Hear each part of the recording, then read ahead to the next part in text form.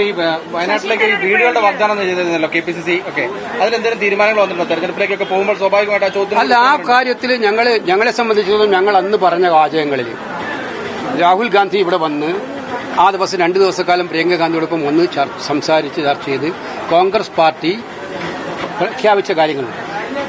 ഒന്ന്, കർണാടക തെലങ്കാന ഗവൺമെന്റുകളോട് ഈ പുനരധിവാസ പ്രവർത്തനങ്ങൾക്ക് ഏറ്റവും ശക്തമായ സഹായം ചെയ്യണം എന്നാവശ്യപ്പെട്ടു. 20 കോടി രൂപയാണ് വീടിന് വേണ്ടിയിട്ട് കർണാടക ഗവൺമെന്റ് കൊടുത്തത്.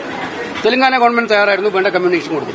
കോൺഗ്രസ് പാർട്ടി ഏറ്റെടുക്കുന്ന വീടുകൾക്ക് വേണ്ടിയിട്ട് ഞങ്ങൾ തുക സമാഹരിച്ചിട്ട് കൃത്യമായി വെച്ചിട്ടുണ്ട്. ഞങ്ങൾ അധികം താമസിയാതെ തന്നെ വീടുകളുടെ പണി ആരംഭിക്കും.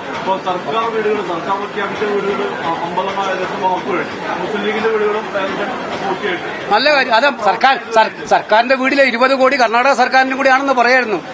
നമ്മളെല്ലാരും പന്നുണ്ട്. അത് സർക്കാരിന്റെ ഫണ്ടെന്ന് പറഞ്ഞാൽ സർക്കാർ CPMന്റെ ഫണ്ടാണോ? അത് അല്ലല്ലോ.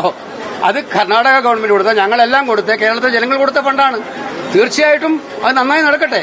അതോടൊപ്പം ഞങ്ങൾ പറഞ്ഞ കാര്യം ഞങ്ങൾ പാലിക്കും. ഫണ്ട് കൃത്യമായിട്ടുണ്ട്.